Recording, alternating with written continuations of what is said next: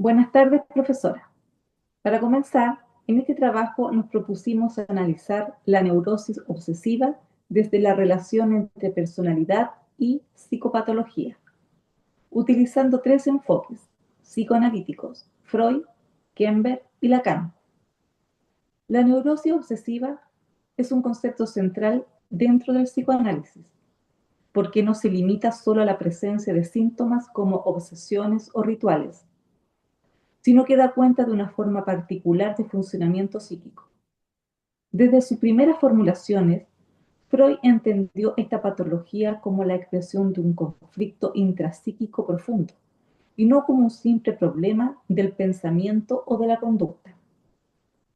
Desde la teoría freudiana, la neurosis obsesiva se inscribe dentro de las neurosis de transferencia y se caracteriza por un conflicto intenso entre deseos inconscientes, generalmente de carácter sexual o agresivo, y las exigencias del yo y del superyo.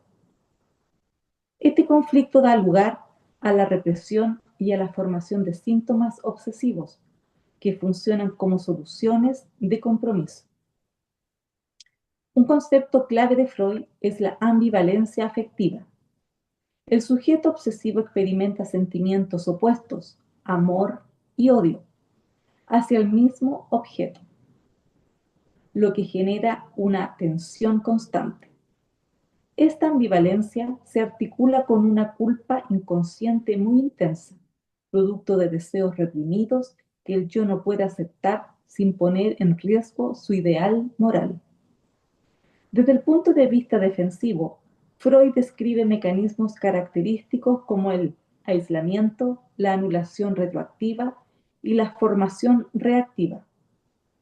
Estos mecanismos permiten al sujeto mantener el conflicto a distancia, pero al mismo tiempo sostienen la repetición obsesiva.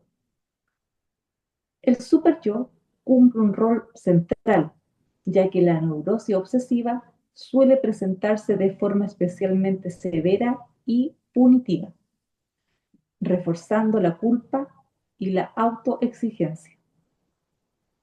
A partir de esta lectura, Freud nos muestra que el síntoma obsesivo no es un error, sino una formación con sentido, que permite al yo manejar, aunque de forma precaria, la angustia que genera el conflicto inconsciente. Ahora bien, esta comprensión deja abierta una pregunta importante. ¿La neurosis obsesiva es solo un conflicto intrapsíquico o también implica una forma relativamente estable de organización de la personalidad? Esta segunda pregunta nos permite hacer el puente hacia el segundo autor que revisamos en este trabajo, Otto Kemper. A continuación, dejo con usted a mi compañera Ana Contreras, quien desarrollará el siguiente apartado de nuestra exposición. Gracias, Daniela.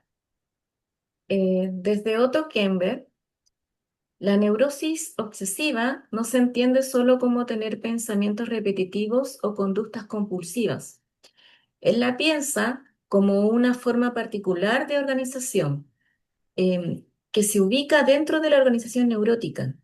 Esto significa que la persona mantiene una identidad integrada y un buen contacto con la realidad. Es decir, sabe quién es, distingue lo que piensa de lo que ocurre afuera y no presenta una desorganización grave, sino experimenta un malestar importante. En este tipo de funcionamiento predominan defensas maduras, especialmente la represión. Esto se traduce que en el conflicto psíquico está muy controlado, pero ese control tiene un costo. En la neurosis obsesiva aparece mucha rigidez, necesidad de orden y control emocional. Piensa demasiado antes de actuar. Muchas veces son personas que funcionan bien en lo social, pero viven con una tensión constante y con una fuerte inhibición del deseo. Un punto clave en Kemper es la diferencia entre la neurosis obsesiva y la organización límite. Aunque el sufrimiento pueda ser intenso en ambos casos, en la neurosis obsesiva la identidad está integrada y las defensas son más elaboradas. lo que es muy importante a la hora de hacer un diagnóstico y pensar el tratamiento. Por otro lado, Lacan propone una lectura distinta. Para él, la neurosis obsesiva no es un trastorno de conducta ni un conjunto de rasgos de personalidad, sino una estructura clínica, es decir, una posición del sujeto frente al deseo, la ley y el otro. Lacan plantea que el inconsciente está estructurado como un lenguaje, como un lenguaje. Por lo tanto, la forma en que el sujeto habla dice mucho sobre cómo se organiza su malestar. Desde esta mirada, el obsesivo se caracteriza por intentar controlar el deseo del otro, es decir, lo que los demás esperan de él. Para evitar quedar atrapado en esas demandas, suele postergar decisiones, dudar constantemente y evitar el acto. Esta postergación funciona como una defensa frente a la angustia que aparece cuando el deseo se acerca demasiado. Lacan también relaciona esta posición con la culpa. Hay algo de goce que no se puede decir del todo con palabras, y el obsesivo intenta ordenar eso transformándolo en culpa.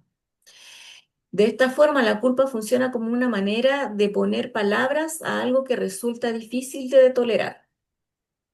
A diferencia de la histeria, que suele señalar la falta en el otro, la neurosis obsesiva intenta colmar esa falta, sosteniendo la ilusión de que todo puede ser pensado y controlado.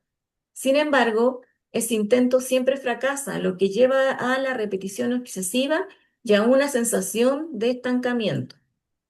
En síntesis, Freud, Kember y Lacan ofrecen miradas distintas pero complementarias sobre la neurosis obsesiva. Freud pone el acento en el conflicto y la culpa. Kember aporta una comprensión estructural de la personalidad y Lacan introduce una lectura centrada en el lenguaje y el deseo. En conjunto, estas perspectivas permiten entender la neurosis obsesiva no solo como un conjunto de síntomas, sino como una forma compleja de organización psíquica. Para finalizar, mi compañera Daniela empezará con nuestra conclusión de grupo. Muchas gracias, Ana. Para concluir, como grupo consideramos que la neurosis obsesiva no puede reducirse a síntomas ni a conductas repetitivas. Claro, más bien se trata de una organización subjetiva, compleja, de donde se articulan conflictos intrapsíquicos, defensa, deseo, lenguaje, moralidad. Freud nos enseña que el síntoma tiene sentido y responde a un conflicto inconsciente. Y Kember nos permite diferenciar estructuras sin perder la claridad clínica. Y Lacan nos recuerda la importancia de preservar la singularidad del sujeto y su relación con el deseo. Bueno, desde esta mirada sostenemos que la neurosis obsesiva sigue siendo un diagnóstico vigente y fundamental para pensar la relación entre personalidad y psicopatología desde el psicoanálisis. Con esto damos por finalizado nuestra presentación. Muchas gracias. Muchas gracias, profesora. Muchas gracias, Ana. Ya. Chao, Dani.